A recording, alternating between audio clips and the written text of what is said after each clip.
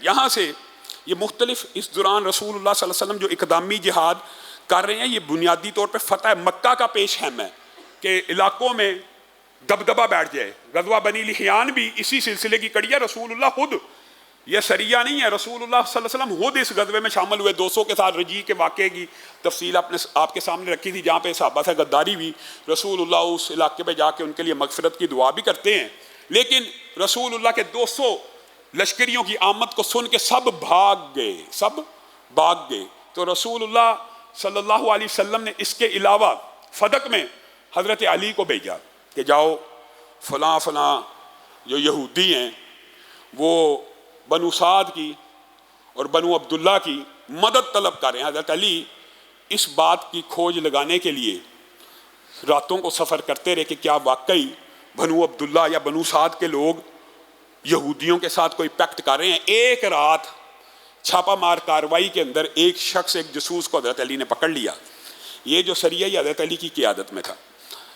حضرت علی نے اس سے پوچھا ہاں کیا معاملہ ہے؟ اس نے کہا یہ بات تو درست ہے، رسول اللہ کو یہ اطلاع پہنچی ہے، سچی پہنچی ہے کہ ہم یہودیوں کے ساتھ، خیبر کے یہودیوں کے ساتھ پیکٹ کر رہے ہیں کہ دوبارہ ان کو مضبوط کر کے دوبارہ مدینے کے اوپر حملہ کیا جائے۔ اچھا پھر مجھے بتاؤ بنو سعد بنو عبداللہ کے خیمے کہاں ہیں؟ تو حضرت علی نے اگرچہ بڑی خاموشی کے ساتھ 100 سے زائد سواروں کے ساتھ بنو سعد کے اوپر حملہ کیا، لیکن ہوا یہ کہ ان کو پہلے سے اطلاع پہنچ گئی کہ ہمارے اوپر حملہ ہونے لگا۔ لیکن حضرت علی کی یہ حکمت عملی ایسی کامیاب رہی کہ بعض روایات میں آتا ہے کہ حضرت علی نے یہ مسلمانوں کے وہ اسباب ہیں ان جنگوں کے کہ جس کی وجہ سے مسلمانوں کی معاشی حالت بھی درست ہوتی چلی جا رہی ہے۔ اس اکیلے اس چھاپا مار کاروائی میں بعض روایات کے اندر آتا ہے حضرت علی نے 500 سے زائد بنو سعد کے اونٹوں کے اوپر قبضہ کیا اور 200 سے زائد دودھ دیتی بکریوں کے اوپر قبضہ کیا اور انہیں ہانک کے مدینہ کی طرف لے آئے۔ اسی طرح رسول اللہ صلی اللہ علیہ وسلم نے ایک جو معروف سریہ وہ عبداللہ بن رواحہ کا اور عبداللہ بن انیس کا جو اس حوالے سے بڑے معروف ہیں، ان کا بھی روانہ کیا۔ اور یہ عبداللہ بن رواحہ کی قیادت میں صرف 30 سواروں کا دستہ، صرف 30، اور عبداللہ بن انیس کو بھی ساتھ رکھا۔ رسول اللہ کو یہ اطلاع پہنچی کہ خیبر کے یہودیوں نے وہ جو بنو سعد کے ساتھ حضرت علی نے کیا، اگرچہ ان کی کمر ٹوٹی، لیکن خیبر کے یہودی اب ایک سردار ہے یسیر بن رزام، اور یسیر رزام اس کو کہتے ہیں، اس کے ساتھ پیکٹ کر رہے ہیں اور اس کو یہ لالچ دے رہے ہیں کہ تو اگر ہمارے ساتھ مل جائے گا ہم خیبر کی کھجوروں کے اندر تجھے حصہ دیں گے، تو ہمارے ساتھ مل کے رسول اللہ کے اوپر حملہ کر۔ یہ بڑا جرنیل تھا اور جنگجو تھا، تو رسول اللہ صلی اللہ علیہ وسلم نے عبداللہ بن رواحہ کو اور عبداللہ بن انیس کو کہا جاؤ ذرا یسیر بن رزام کا تو تعاقب کر کے آؤ اور اس کی اصلاح کرو، اور اگر وہ جنگ کرتا اس کو قتل کر دیا جائے۔ تو یہ صحابہ گئے، عبداللہ بن رواحہ اور عبداللہ بن انیس نے یسیر بن رزام سے معاملات طے کیے اور کہا تو کہاں پہ بھٹکتا پھر رہا ہے؟ خیبر کے یہودیوں کے ساتھ پیکٹ کرنا چاہتا ہے، تیرا پیکٹ ہم رسول اللہ کے ساتھ نہ کروا دے؟ تو کہا بدلے میں کیا ملے گا؟ تو انہوں نے اپنی طرف سے، آپ کو پتا ہے رسول اللہ نے جب جنگ کے اوپر آپ کے سامنے یہ کلیہ رکھ دیا کہ جنگ کے اندر چال چلنے کا رسول اللہ پہلے صحابہ کو اجازت دے چکے تھے، تو انہوں نے اپنی طرف سے اس کو یہ پیشکش کی اگر تو ہمارے ساتھ مدینہ چلتا ہے، ہمارے ساتھ مدینہ چلتا ہے۔ یہ 30 رسول اللہ نے 30 ساتھی اس لیے بھیجے تھے کہ اس کے ارد گرد بھی 30 جرنیل ہوتے تھے، اور یہ 30 جنگجوؤں کا ایک لڑاکا قسم کا قبیلہ تھا جس کے خیبر کے یہودی چاہتے تھے یہ ہمارے ساتھ مل جائیں تو ہم چھاپا مار کارروائیوں کا آغاز کر دیں گے۔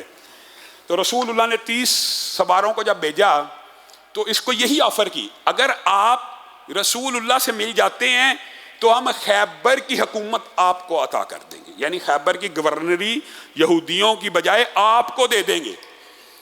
تو جو یسیر ہے وہ ان کی باتوں میں آ گیا اور کہنے لگا پکا وعدہ ہے، پکا وعدہ ہے۔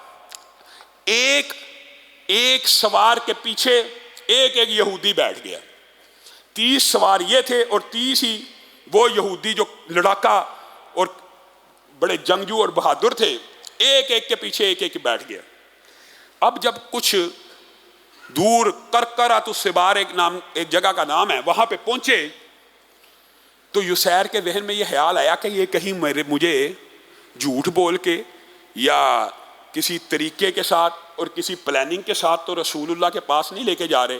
اچانک اس کے دماغ میں خیال آیا اور اس نے، وہ بیٹھا ہوا تھا عبداللہ ابن انیس کے اونٹ کے پیچھے، اچانک ان کی تلوار کی طرف ہاتھ بڑھانے لگا. عبداللہ ابن انیس کو پتہ چل گیا کہ یہ میری تلوار پکڑنے لگا. انہوں نے تلوار نکالی اور اس کی ٹانگ کاٹ دی. اس نے گرتے گرتے کمان سے عبداللہ ابن انیس کے سر کے اوپر وار کیا، ان کا سر پھٹ گیا. عبداللہ بن رواحہ آگے بڑھے، اس کو قتل کیا. اور 30 کے 30 وہ جو یہودی بڑے سپہ سالار اور جرنیل تھے، سارے کے سارے صحابہ نے ان کو ایک ایک کر کے مارنا شروع کیا. 29 مر گئے، ایک فرار ہو گیا اور جس نے یہ ساری خبر پھر یہودیوں کو جا کے پہنچا دی. تو عبداللہ ابن انیس بھی جب رسول اللہ صلی اللہ علیہ وسلم کی بارگاہ میں پیش ہوئے، اپنا پھٹا ہوا سر دکھایا. رسول اللہ صلی اللہ علیہ وسلم نے اس پھٹے ہوئے سر کے اوپر ہاتھ کو پھیرا، خون بھی بند ہو گیا اور زخم کا نشان بھی غائب ہو گیا. اور یہ بھی معجزات رسول صلی اللہ علیہ وسلم کے ابواب میں سے. گویا رسول اللہ صلی اللہ علیہ وسلم نے خندق کے بعد ہمیشہ اقدامی جہاد کیا. دیکھ فتح مکہ کی جو لوگ اصل میں خندق کے بعد سیدھا فتح مکہ کو جو بیان کرتے ہیں کہ یہ کیا ہوا کہ 2 ڈھائی 3 سال کے اندر اندر ہی اتنا بڑا انقلاب بپا ہو گیا کہ کہیں ہزاروں میں آئے تھے اور ابھی شکست نہیں. یہ رسول اللہ کی حکمت عملیہ تھی اور یہ رسول اللہ صلی اللہ علیہ وسلم کی اقدامی جہاد کی کاروائیاں تھیں مختلف علاقوں کے اندر کہ جس کی وجہ سے یہ ماحول بنا. اور بعد ایسے چند واقعات انشاءاللہ آئندہ آنے والے خطبے میں آپ کے سامنے رکھیں گے. اللہ رب العزت ہمیں سیرت رسول سے جو جذبہ جہاد کا سبق بھی ملتا ہے اس کو بھی اپنانے کی توفیق عنایت فرمائے.